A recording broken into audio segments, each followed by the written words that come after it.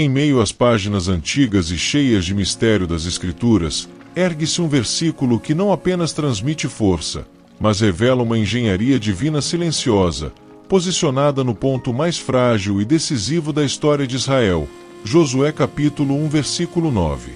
Para compreender sua profundidade máxima, precisamos unir a análise teológica, a cronologia bíblica e o contexto arqueológico que cercam esse momento.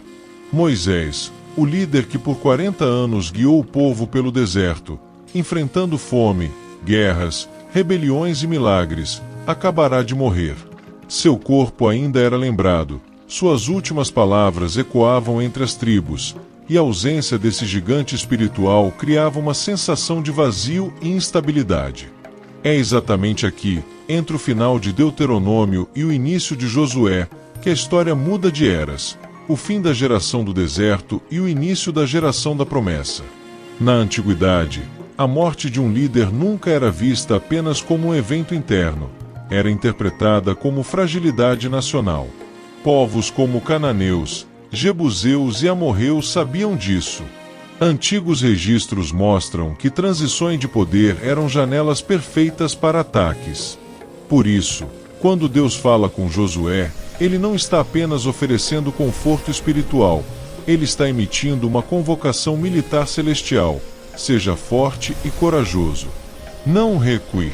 Não permita que o medo dite seus passos.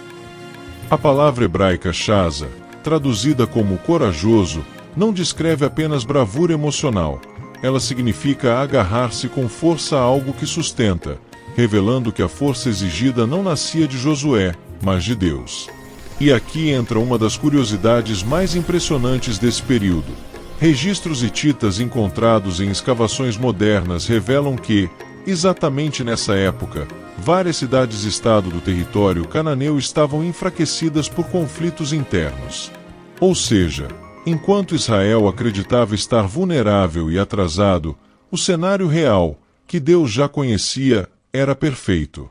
A terra prometida parecia forte por fora, mas estava rachada por dentro.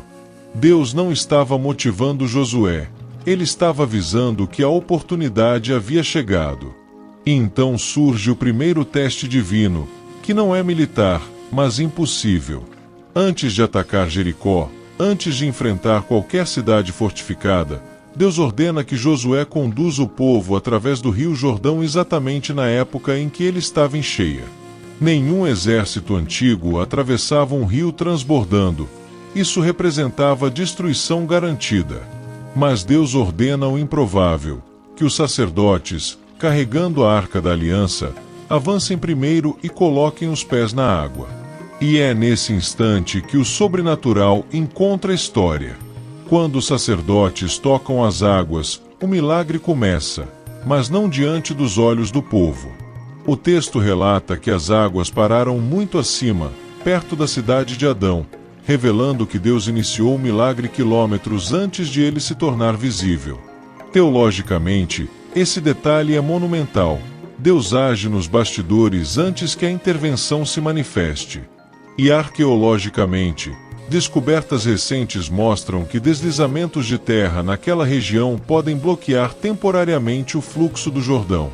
Isso significa que Deus usou um fenômeno natural no exato segundo necessário para transformá-lo em milagre, um alinhamento tão preciso que desafia qualquer cálculo humano.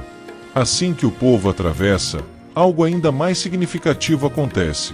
Os inimigos ouvem sobre o milagre e seu coração derrete, expressão encontrada também em crônicas amorreias, indicando colapso psicológico total.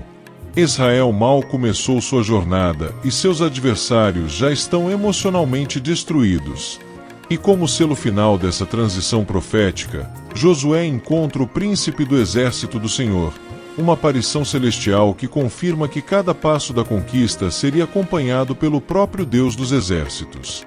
Quando unimos todos esses elementos, o luto pela perda de Moisés, a crise política, a fragilidade interna das cidades inimigas reveladas pela arqueologia, o significado profundo da palavra shaza, a travessia sobrenatural do Jordão, o milagre que começou fora da vista do povo, o terror que tomou conta dos reis cananeus e a aparição do comandante celestial.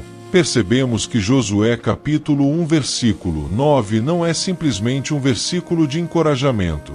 Ele é uma chave estratégica, espiritual, histórica e profética revelada no momento exato em que Israel mais precisava. Sua mensagem ultrapassa gerações. Deus não pediu coragem para que Josué se sentisse bem, ele pediu coragem porque o caminho já estava preparado. O milagre já havia começado antes que Josué desse o primeiro passo. A terra que parecia inacessível já estava vulnerável. Os inimigos que pareciam gigantes já tinham perdido a guerra dentro deles. Teologicamente, Josué capítulo 1 versículo 9 ensina que coragem não é ausência de medo, é alinhamento com a vontade e o tempo perfeito de Deus. E a grande lição que essa história entrega a nós é simples e profunda. Quando Deus ordena que você avance, Ele já resolveu o que você ainda teme enfrentar. O rio já começou a recuar muito antes de você chegar.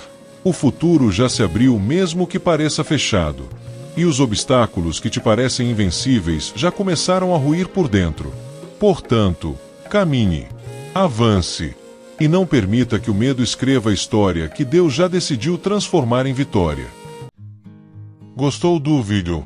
Curta e compartilhe. Esse é o canal Palavras Edificantes.